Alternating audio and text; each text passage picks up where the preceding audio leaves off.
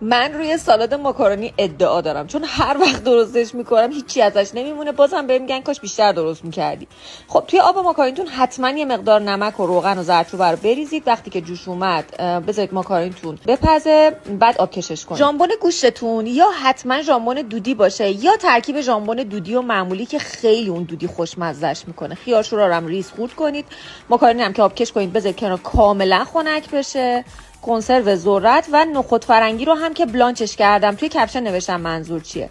فلفل دلمه‌ای رو هم ترکیب فلفل سبز و فلفلای رنگی که خیلی خوشمزه‌اش میکنه.